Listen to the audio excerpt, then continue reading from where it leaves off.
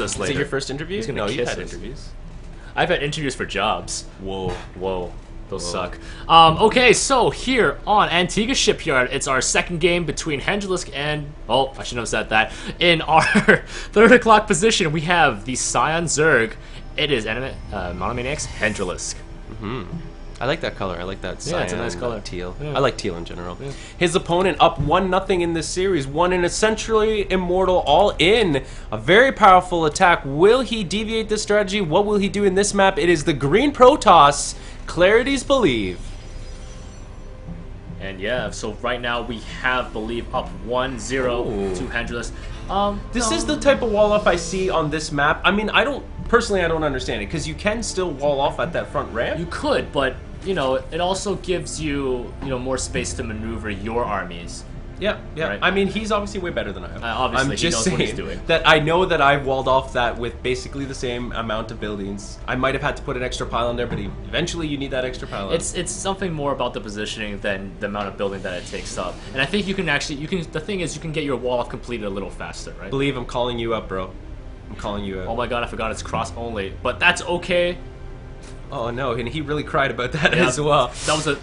That's like a mutant crying. That's like 4 eyes. Yep, that's what it is. Wow. So we do see the spawning pool coming down for Hendralisk. He is going to be probably going for pretty standard opening in this map. I don't see any reason why both of these players, or either of these players, will be doing anything crazy odd, especially with Hendralisk not wanting to be relegated to the losers round. Probably wants to play this a little smarter than he did last time. He did what I think was the right thing when he baited out some force fields. I almost thought he would have taken the better of Believe when he did attack after the 3 force fields kind of cut off a little bit of Believe's army. But at the same time, Believe just had so many force fields and he just pulled it out. He just kept rolling with that army. Definitely. So now we see the Forge coming down for Believe. It's going to be a Nexus first after and then a Forge right after that. Hendralisk did get his pull and has completed, and now he's getting his hatchery. Dutch Phenom, you are always welcome here. You didn't walk into a party. You walked into a party of friends. It's like he thinks... You see that? Does he like us? Yeah.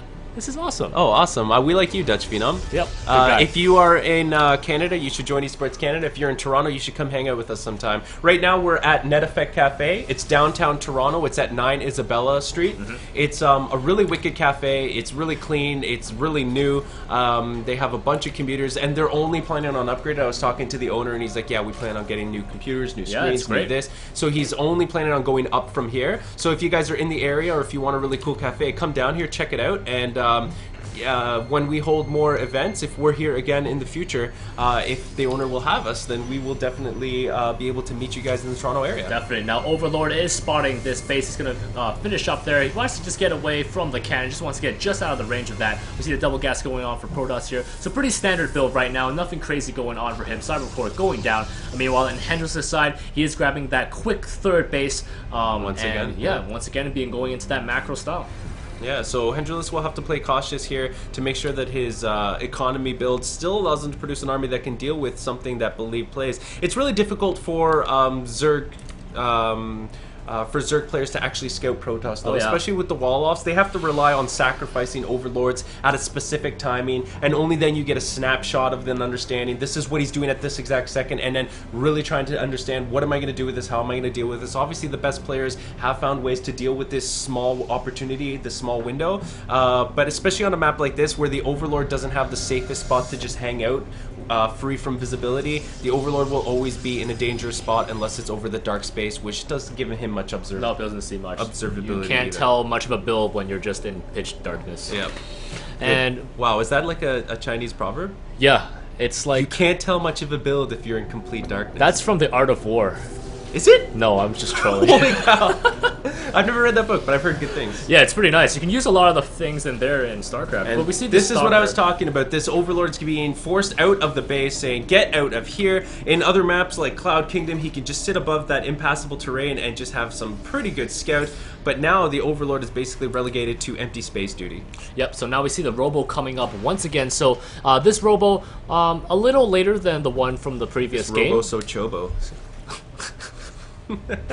Level 1 weapons coming out. My train of thought over there. I was gonna say, okay, here we go. I was gonna say the +1 weapons being researched again. So this looks timing, like Sentry Immortal again. Yeah, it looks like it's gonna be a Sentry Immortal. Although on this map, I don't think it's going to be as effective. As you can see, the 3 bases feed into one. There's one choke that feeds into these 3 bases, right? So there is going to be a there's only one basically way in. I mean, the Protoss player could be attacking the rocks at the 3rd. Yeah, that's a way he could be getting into the base. Yeah, indeed. But and with Immortals in that army, those rocks are basically a non-factor. They're not rocks, they're paper. Yeah, they just eat through that armored units. So the Zergling is trying to be annoying. A couple probes pulled off the line to deal with it. One more probe comes up and is the hero. Goes back to mining minerals like a boss, and the other probes are like, yo, you gotta kill, bro. And he's just like, yeah, no big deal, no big deal. And so we do see that 3 bases are now fully operational. Hendralisk is going for Roach Tech, so he will have to start producing an army, and will have to be able to find out exactly what his opponent is going. It's difficult to scout, but he will need to figure something out. So, you know, right at this time, there's only been one Immortal out on, no Immortals on the field. So you can see that from the last game, we already had 2 Immortals by this timing. So, you know, if he does go for a Immortal Sentry push, I don't think it's going to be as effective as it was in the first game. Although +1 weapons is done. No, now it's he's getting Twilight. Yep, exactly. So Twilight cancel. So I was thinking maybe it was a little bit of a miss. You know, just missing a certain Q up here, missing something there. The War Prism is coming in though. It is spotted because this creep tumor or this creep can actually see everything, even air units. Believe is actually investing a lot into this, bringing in a couple more zealots. Is going to force out a huge response out of Hendralisk. A couple spine crawlers are going to be going down, but they probably won't make it up in time. These zealots are trying to hack their way through the Zerglings. They do kill one spine crawler. The zealots are pulled back before they die, bringing their usefulness up even a little bit, using the shields on his units, preventing anything from taking too much hull damage. This was so effective. The zealots had +1. They were 2-shotting those lings instead of 3-shotting them, but now with the lings coming back and with the drones to defend, there are roaches being produced soon, and so this pressure will be taken care of, but right now there's just so much damage being done, and zealots are still warping in and continuing this pressure. Zerglings are trying to do as much as they can, but this hatchery is going to get focused down. It will get down. These zealots with their blades of ire, they are going to rip through that building, and they do die for their troubles, but a little bit of a good pickup for Believe being very annoying and causing Hendralisk to now be stuck on 2 bases and really have to invest back into that 3rd base. Yep, so great pressure there. We do see the Roach Glio reconstruction and the +1 carapace is going to be finished for our Zerg player Hendralisk over here, and we see a counter attack over now. Zergling's going to be trying to take down this Nexus, although Nexus does have a lot of shields. Will there be some sort of defense from Believe here? Doesn't look like it. I don't think he's going to make it in time. It looks like this Nexus is going to go down. The Chrono Boost does. Oh my goodness, he's not going for it. He actually pulls off the units, probably because of the AI wanting to attack the sentries instead. But at the same time, Hendralisk was pushing in with some roaches, which met the Immortals, and somehow, some way, Believe repelled this attack. If only Hendralisk just kept his Zerglings on that base, but maybe a bit of a misclick, maybe a bit of an AI trouble. The Chrono Boost on the Nexus, I was about to say, the Chrono Boost actually makes the shields recharge a little bit faster, so I think Believe was hoping that his shields would recharge. It does. You didn't know? Are you Chrono Boost makes buildings recharge shields faster. No way. Way, dude. Try it out. Test it. Chat, is this true? Is Frank just messing with me? Tell him. Just say it. Nick, you don't know. You don't even know. But, what? No. Chrono Boost makes shields recharge faster. Oh, production manager lays down the law, says, who's right in our ear? I've never even thought of, I didn't know that. Fail. This is why I'm golding your diamond. This is why. This is why. Because I don't look at those things, I just play the game. Yeah, I'm all like, yo, I know something you don't know. Oh, I got 6 Zerglings in my base. So we can see the Spire play coming out of Hendralisk over here. He's going to be switching it up a little bit on Believe. And you can see the Robo kind of transition that, not transition, but the plan that Believe is going for. He's going for that Colossus play. So he's going to be trying to go for some sort of 3-base push here. But with the Muta transition, the immobile Protoss army, although he is getting Blink. There is so much happening right now. We're getting Blink, we're getting Thermal Lance, and we also have Warp Prism Harass. Those are 3 basic avenues. The Warp Prism Harass just to keep all the units from people in chat. Yeah, the Warp Prism Harass is preventing Henry from feeling comfortable from leaving his base. Obviously the Blink allowing mobility, obviously the Thermal Lance allowing siege ability. Pathogen Glands was finished, the Spire is almost done, Infestors are out on the map, Roaches are there to tank damage, upgrades are in full force. The Spire is going to play a key role here. Is he going to get Mutas? Mutas will be great to pick up that that Warp Prism that's flying around and harassing the back of his base. Plus in general, Mutas are very strong, especially if you've gone only Sentry Immortal, and you only have Colossus to deal with this. However, it doesn't seem like, you know, Hendralisk wants to go for that sort of harass type play. He's going to be getting Corruptors out right now. Corruptors, a bunch of Spine Crawlers. This is a tell. It looks like he's hoping that this army stays alive long enough to get him to the Broodlord army that he needs. But this army, I believe, is also very large, willing to meet him in the middle because of the nerf to the range of the Infestor's fungal growth. They won't be able to get the perfect fungal growth they need and may be able to get shot down by those Colossus very easily. So Dutch Phenom, you are talking about the upgrades on the buildings? No, this is a special observer map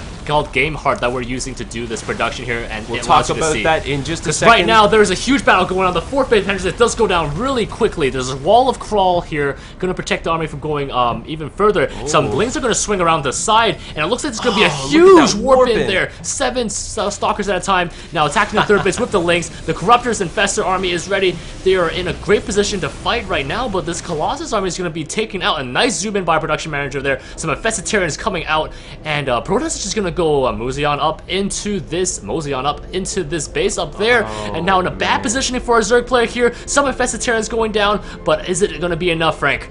I don't know. The Corruptors are in big enough number to take down these massive units that are the Colossus, but at the same time, the Stalkers are in great enough number. The Ling run-by was effective to take out that base. The Spine Crawlers are still trying to headbutt their way through this army, but easily making short work of, and it looks like, I believe his army is slowly getting whittled down. The Colossus now have absolutely nothing to do, and yet Belief stays standing, and now the blink forward to take out those Infestors, and the Infestors go down. It looks like Henry might have bit off more than he can chew. Now he can't even defend against this properly. I don't think so. Actually, I think Hendralisk is going to be fine. There was the War Prison was sniped early on in the engagement, and there was no way for Belief to reinforce. So Belief lost his whole army and lost his 3rd. That was incredible play. So the 4th base by Hendralisk is going up yet once again. So yes, about this UI, just quickly before Hendralisk goes and tries to put an end to this game, the UI is provided by GameHeart. If you do Google them, you'll find out. But it allows us some pretty awesome functionality as observers, and for you, the fans watching, you get to see some incredible opportunities. There is nothing in production for Belief right now. He doesn't have the resources to reinforce this army.